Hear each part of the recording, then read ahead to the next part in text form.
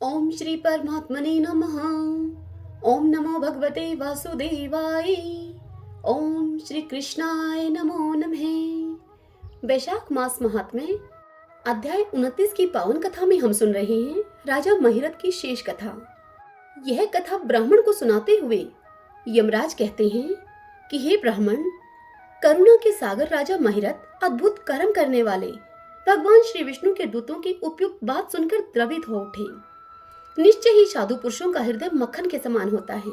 जैसे नवनीत आग की आंच पाकर पिघल जाता है, उसी प्रकार साधु पुरुषों का हृदय भी दूसरों के संताप से संतप्त होकर द्रवित हो उठता है।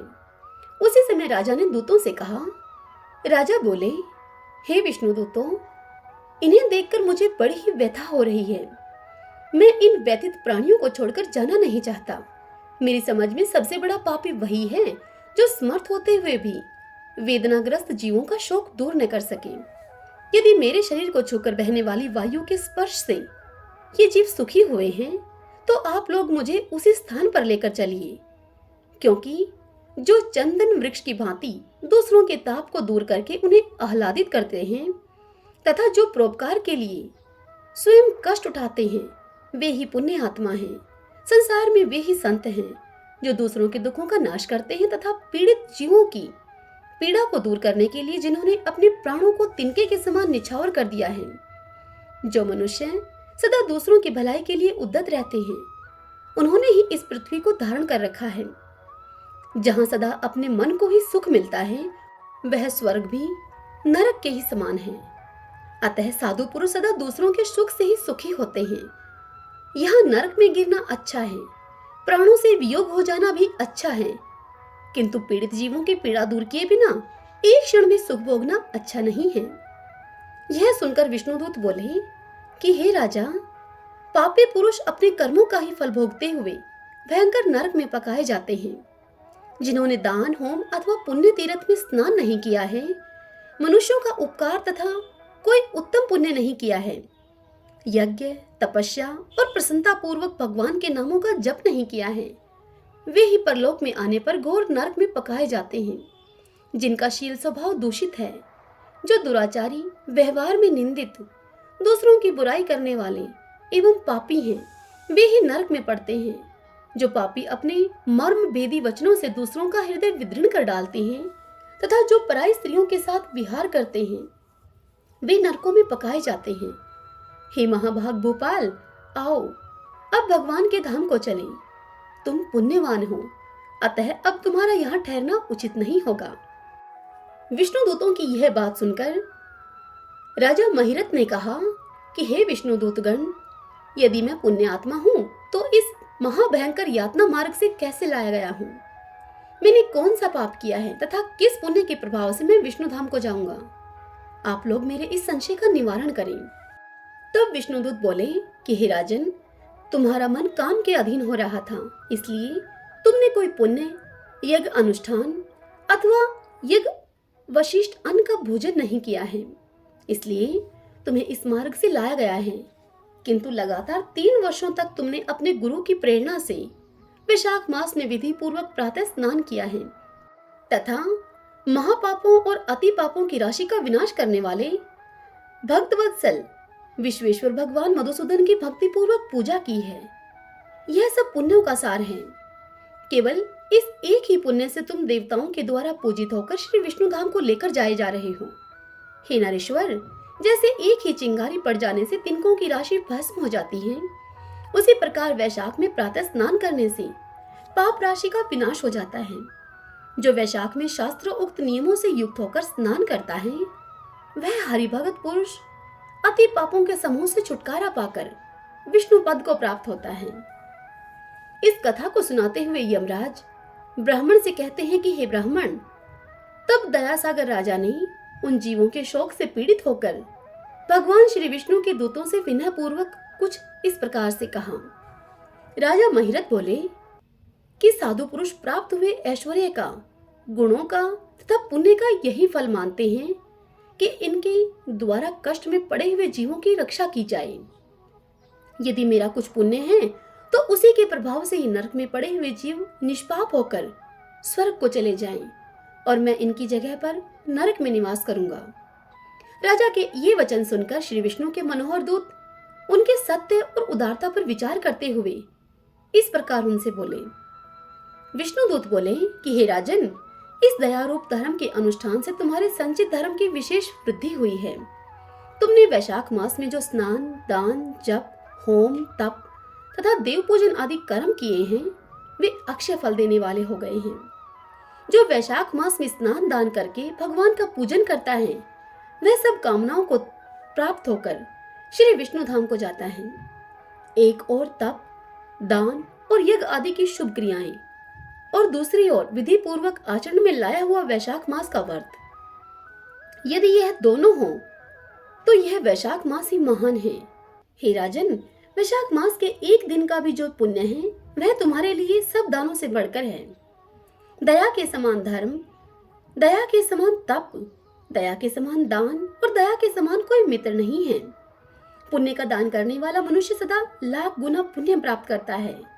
विशेषतः तुम्हारी दया के कारण धर्म की अधिक वृद्धि हुई है। जो मनुष्य दुखित प्राणियों का दुख से उद्धार करता है वही संसार में पुण्य आत्मा है। उसे भगवान नारायण के अंश से उत्पन्न समझना चाहिए। हे वीर, वैशाख मास की पूर्णिमा को तीर्थ में जाकर जो तुमने सब पापों का नाश करने वाला स्नान, दान आदि पुण्य किया है उसे विधिवत भगवान श्री हरि को साक्षी बनाकर 3 बार प्रतिज्ञा करके इन पापियों के लिए तुम दान कर दो, जिससे कि ये नरक से निकलकर स्वर्ग को चले जाएं।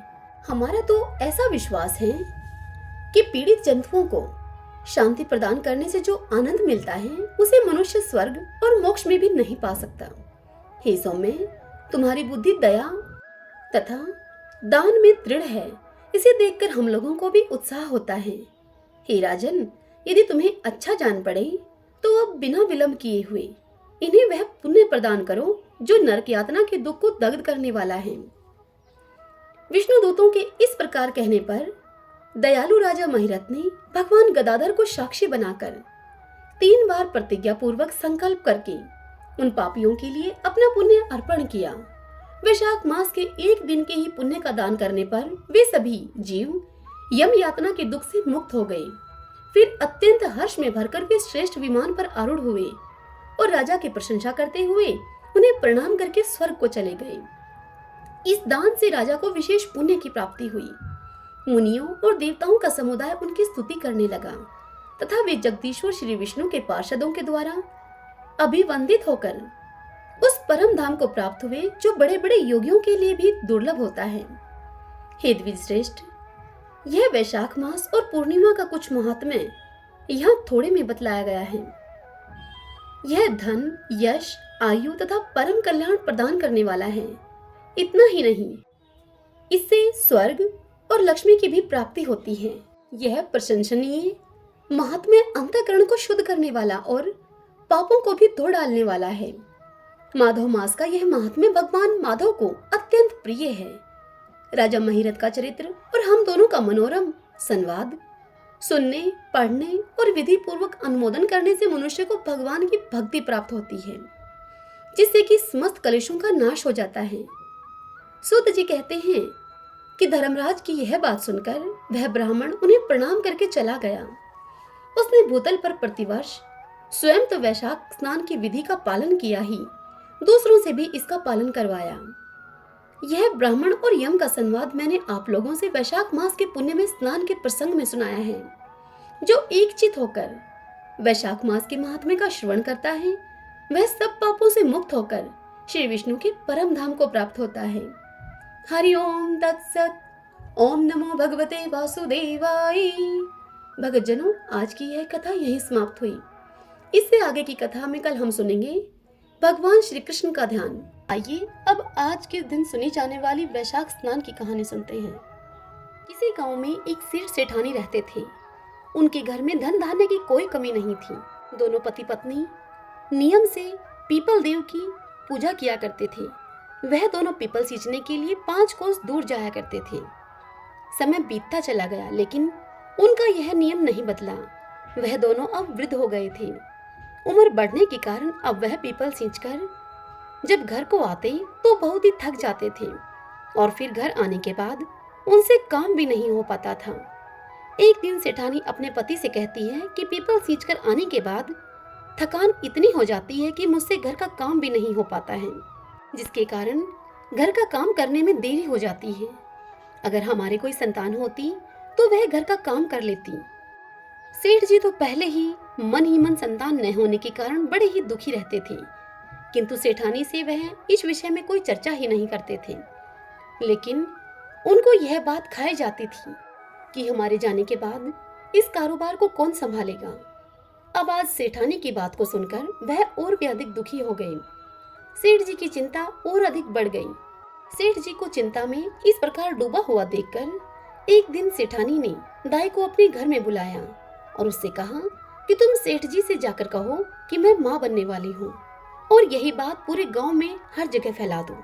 यह बात तुम गांव की औरतों को भी जाकर कह दो। अगर तुम ऐसा करोगी तो मैं तुम्हें बहुत अधिक धन दूंगी और नौलखा हार भी दूंगी। सेठानी की इस बात को सुनकर वह दाई लालच में आ गई और फिर दाई ने वैसा ही किया जैसा कि उसको सेठानी ने करने के लिए कहा था। और फिर जब 6 महीने बीत गए तब सेठानी ने गोद भराई का कार्यक्रम रखा। फिर गांव में न्योता दिया गया। तत्पश्चात सेठानी ने दाई को फिर से बुलाया और कहा कि मेरे 9वां महीना जब पूरा हो जाए तब तुम किसी के घर में भी बच्चा पैदा हो तो उस बच्चे को मेरे घर में लाकर रुला देना। तुम्हारे ऐसा करने से मैं तुम्हें बहुत अधिक धन दूंगी। दाई ने वैसा ही किया जैसा कि सेठानी ने उसको करने के लिए कहा था। अब सेठानी के समय बीतने पर 9 महीने पूरे हो गए और जैसे ही 9 महीने पूरे हुए दाई ने एक नवजात शिशु को उसके घर में लाकर रुला दिया और फिर दाई ने यह ढिंडोरा पिटवा दिया कि सेठानी ने एक पुत्र को जन्म दिया है। तत्पश्चात 1.25 महीना पूरा होने पर सेठानी ने जलवा पूजन का कार्यक्रम रखा। उस कार्यक्रम में उसने पूरे गांव को भोजन के लिए बुलाया। जब जलवा चूड़े की रस्म होने लगी तब लोगों ने उससे पूछा कि बच्चा कहाँ है। तब सेठानी कहने लगी कि मैं यह पूजा कटार के साथ करूंगी, कुंवर साह को नजर लग जाएगी, इसलिए उसे अभी बाहर नहीं निकालेंगे। और इसी प्रकार 5 से 6 साल बीत गए। गांव के किसी भी व्यक्ति या औरत ने कुंवर साह को नहीं देखा था। फिर एक दिन सेठानी सेठ जी से कहती है कि मेरा बेटा पढ़ने के लिए काशी जी जाएगा। सेठानी की इस बात को सुनकर सेठ जी अब गुस्से में आकर उससे कहते हैं कि कहाँ है तेरा बेटा? आज तक मैंने तो उसे देखा नहीं है, उसे काशी कैसे भेजूंगा? तब सेठानी बोली कि जैसा मैं बोल रही हूँ आप वैसा ही करिए। पूरे गांव में आप यह बात बता दीजिए कि हमारा बेटा काशी जी पढ़ने के लिए चला गया है। तब सेठ ने सेठानी के कहे अनुसार सारे गांव में ऐसा ही बोल दिया। अब ऐसे ही समय बीत गया। फिर एक दिन सेठानी सेठ जी से बोली, हमारा बेटा अब 16 वर्ष का हो गया है, उसकी शादी करनी है। आप एक सुंदर सुशील कन्या देखकर मेरे बेटे की शादी करवा दो और घर में बहू लेकर आओ। सेठानी की इस बात को सुनकर सेठ जी को बड़ा ही गुस्सा आया और वे उससे बोले कि तुम क्यों मेरे बुढ़ापे पर मिट्टी फेंक रही हो? जिस बेटे को मैंने आज तक खुद ने नहीं देखा उसके लिए मैं बहू कहाँ से लेकर आऊं? तब सेठानी बोली कि आप लड़की ढूंढो, मेरा बेटा आ जाएगा। सेठ जी के पास धन की कोई कमी तो थी नहीं। सेठानी के जोर देने पर सेठ जी ने अपने मन में कुछ सोच विचार किया और फिर एक पोटली ली और उस पोटली में थोड़ा सा आटा डाला। पोटली को बांधने से पहले उस पोटली में सेठ ने सोने की कुछ मोहरें डाल दी और लड़की ढूंढने के लिए चल पड़े। चलते चलते वहां एक गांव में वह पहुंचे जहां कुछ लड़कियां खेल रही थी। सेठ जी भी थक गए थे और उन लड़कियों का खेल देखने की इच्छा से वह वहीं पर ही बैठ गई। जब वे सभी लड़कियां खेल खत्म करने के बाद अपने घर को जाने लगी तब सभी लड़कियां अपने द्वारा बनाए गए मिट्टी के घरों को तोड़ रही थीं, परंतु उनमें से एक लड़की ने अपना बनाया हुआ घर नहीं तोड़ा। तब बाकी लड़कियों ने उससे पूछा कि तुमने अपना घर क्यों नहीं तोड़ा? तब वह लड़की बोली कि मैं अपना बनाया हुआ घर कभी नहीं तोड़ूंगी। फिर वह सभी लड़की अपने अपने घर को चली गई। सेठ जी उठे और उसी लड़की के पीछे पीछे चल दिए जिसने कि अपना घर नहीं तोड़ा था। सेठ जी को वह लड़की बड़ी ही बुद्धिमान लगी। अब चलते चलते सेठ जी उसी लड़की के घर के आंगन में पहुंच गए और वहीं आंगन में ही बैठ गए और उस लड़की से कहते हैं कि बेटी, मैं 2 दिन से भूखा हूँ, क्या तुम मुझे खाना खिला दोगी? तब लड़की ने कहा कि ठीक है। फिर लड़की अपने घर के भीतर जाकर अपनी माँ से बोली। तब उसकी माँ बोली कि बेटी, मैंने तो खाना खा लिया है, अब तो घर में खाने के लिए कुछ भी नहीं है। आटा तक भी नहीं है। लड़की ने यही सब बाहर आकर उस बुजुर्ग व्यक्ति से कह दिया, अर्थात उस सेठ जी से कह दिया। तब सेठ जी उस लड़की से बोले कि बेटी, आटा मेरे पास है, तुम इसे ले जाओ और रोटी बना दो। सेठ जी ने वह पोटली उस लड़की को थमा दी। लड़की ने वह पोटली लाकर अपनी माँ को दी। माँ ने जब खोलकर देखा पोटली को, तो उसमें सोने की 4 मोहरें भी थीं। तब उस लड़की की माँ ने वह 4 मोहरें बेटी के हाथ में देकर कहा कि यह सोने की मोहरें उन्हें वापस दे आओ। जब लड़की बुजुर्ग व्यक्ति को वह सोने की मोहरें देती है, तो वह कहते हैं कि बेटी, यह मोहरें तुम ही रख लो, हमारे घर में पैसे की कोई कमी नहीं है। फिर उन मोहरों को लड़की अपने पास रख लेती है। इतनी देर में ही उस लड़की के पिता भी आ जाते हैं। तत्पश्चात सेठ जी और लड़की के पिता के बीच में बातचीत होने लगती है। अब कुछ समय के बाद भोजन की थाल लगा दी जाती है और सेठ जी भोजन करने के लिए बैठ जाते हैं और खाना खाते हैं। समीप बैठे लड़की के पिता सोचते हैं कि यह बुजुर्ग व्यक्ति बड़े ही धनवान हैं। अब जैसे ही सेठ जी खाना खाकर उठते हैं, तो लड़की के पिताजी उनसे पूछते हैं कि आगे आप कहाँ जा रहे हैं। तब सेठ जी बोले कि मैं तो अपने लड़के के लिए, उसकी शादी करने के लिए लड़की देखने के लिए जा रहा हूँ। मेरा लड़का काशी जी पढ़ने के लिए गया है, वह 12 वर्ष के बाद लौट कर आएगा। तब लड़की के पिता ने यह विचार किया और सोचने लगा कि यह व्यक्ति धनवान है और अपने लड़के की शादी के लिए लड़की भी ढूंढ रहा है। क्यों ना मेरी लड़की का विवाह इसके लड़के से हो जाए। मेरी लड़की इनके घर जाएगी तो वह बहुत ही सुख पाएगी। यदि उसका विवाह इनके घर में हो जाए तो कितना अच्छा हो। तत्पश्चात लड़की के पिता ने उस सेठ जी से कहा कि यदि आपको ठीक लगे तो आप अपने बेटे का विवाह मेरी बेटी से करा दीजिए। यह सुनकर सेठ जी बड़े ही खुश हुए और फिर एक नारियल और 1.25 रुपए का शगुन लड़की को दिया। तत्पश्चात सेठ जी लड़की के पिता से बोले कि मेरा बेटा 12 वर्ष के बाद आएगा, वह काशी जी पढ़ने के लिए गया है। तब लड़की के पिता ने कहा कि कोई बात नहीं है। तत्पश्चात सेठ जी ने घर आकर सारी बात सेठानी को बताई। कुछ दिन बीत जाने पर सेठानी ने सेठ जी से कहा कि अब विवाह करा के उस लड़की को अपने घर ले आओ। तब सेठ जी कहने लगे कि यही तो चिंता का विषय है कि शादी कैसे होगी। तब सेठानी बोली कि शादी खांडे के साथ होगी। तब सेठ जी फिर से लड़की के घर गए और वहां जाकर उनसे शादी के विषय में बात करते हुए कहते हैं कि मेरा बेटा अभी नहीं आ सकता, वह अभी काशी जी पढ़ने के लिए गया है। 12 वर्ष पूरे होने पर ही वह लौटेगा, अभी उसे आने में समय लगेगा। यदि आप राजी हो तो मैं अपने बेटे के स्थान पर यह खांडा रख दूंगा और यह शादी संपन्न हो जाएगी। पुराने जमाने में तो ऐसे ही शादियां हो जाया करती थी। असली कीमत तो आदमी के वचन और जुबान की होती है। अब लड़की के माता पिता ने सेठ जी की सारी बात को सुनकर सोच विचार किया कि हमारी बेटी इनके घर ब्याही जाएगी तो वह राज रजेगी। इन लोगों के पास इतना अधिक धन है, हमारी बेटी खूब प्रसन्न रहेगी। ऐसा सोचकर लड़की के पिता और सेठ जी ने लड़की के फेरे खांडे के साथ करा दिए। तत्पश्चात सेठ बहू को लेकर अब घर आया। सेठानी बहू को देखकर बहुत खुश हुई, फूली न समाई। जब सेठ सेठानी पीपल सींचने के लिए जाते तो बहू पीछे से घर का सारा काम निपटा लेती और सेठ सेठानी के घर वापस आने पर वह बहू उनके लिए खाना बनाकर तैयार रखती थी और फिर उनके लिए खाना परोसती। तत्पश्चात वह अपनी सास के पैरों की खूब मालिश करती और उनकी खूब सेवा करती और खूब प्रेम से अब उनके दिन बीत रहे थे। यह सब करते करते 1 वर्ष बीत गया। फिर एक दिन जब सेठ सेठानी पीपल सींचने के लिए गए हुए थे, तब उनके घर की आग बुझ गई। बहू जब आग लेने के लिए पड़ोसन के घर गई और बहू ने पड़ोसन से जाकर कहा कि मुझे थोड़ी सी आग दे दो, मेरे सास ससुर आने वाले होंगे, मुझे उनके लिए जल्दी से खाना भी बनाना है। तब पड़ोसन ने बहू से पूछा कि तुम किसकी बहू हो। तब वह बोली कि मेरे पति काशी जी पढ़ने के लिए गए हैं। तब पड़ोसन बहू से बोली कि सेठ सेठानी के तो कोई औलाद ही नहीं है, ये तुमसे झूठ बोल रहे हैं, ये तुझे ऐसे ही काम करने के लिए ले आए। और इस प्रकार की बातें कहकर उस पड़ोसन ने बहू के कान भर दिए। फिर घर आकर बहू ने बिना मन के ही खाना बनाया, सारे जेवर उतार दिए, बिना श्रृंगार किए पुरानी साड़ी पहन ली। जब सास ससुर पीपल सींचकर घर को लौटे तब उन्होंने देखा कि आज तो घर का कोई भी काम नहीं हुआ है। तत्पश्चात उन्होंने बहू से खाना मांगा। बहू ने खाना लाकर दिया। जब उन्होंने खाना खाया तो खाना बिल्कुल ही फीका था, बिल्कुल बेस्वाद था, उसमें नमक मिर्च कुछ भी नहीं था।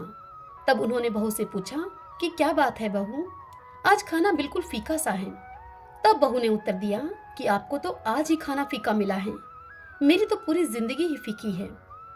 तब सेठानी पूरी बात समझ गई कि आज इसके किसी ने कान भरे हैं, इसको सब कुछ बतला दिया है किसी ने। सेठानी अब चुप रहती है। फिर दूसरे दिन सेठानी पीपल सींचने के लिए जाने लगती हैं।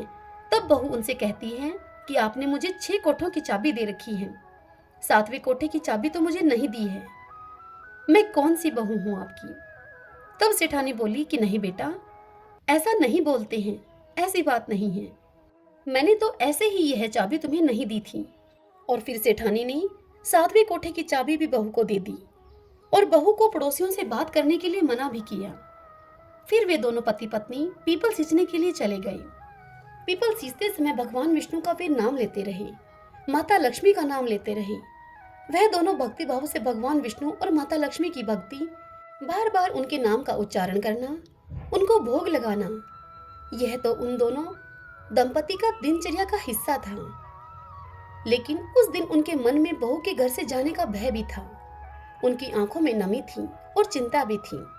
वह पूजा करते समय बार बार यही बोलते थे कि भगवान हमारी लाज रखना, भगवान हमारी लाज रखना। भगवान सदैव अपने भक्तों पर दयालु रहते हैं, वह भक्तों के दुख में दुखी होकर स्वयं उनका निवारण करने के लिए आते हैं। उधर सास ससुर के घर से जाते ही बहू जल्दी जल्दी घर का सारा काम निपटाकर सास की दी हुई चाबी से पहले कोठे का ताला खोला। उस कोठे में खूब सुंदर सुंदर कपड़े थे। बहू उन कपड़ों को पहन पहन कर देखती और खूब खुश होती। इसी तरह बहू ने दूसरे कोठे को खोला। उस कोठे में बहुत सुंदर सुंदर गहने भरे थे। अब बहू ने रोज रोज नए नए गहने पहनने शुरू कर दिए। सास ससुर के आने से पहले वह उन गहनों को उतारकर वापस उस कोठे में रख दिया करती थी।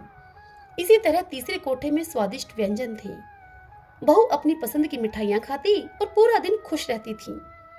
चौथे कोठे को खोला तो उसमें भांति भांति के अनाज रखे थे। पांचवें और छठे कोठे को खोला तो उसने देखा कि उस कमरे में हीरे और जवाहरात रखे थे।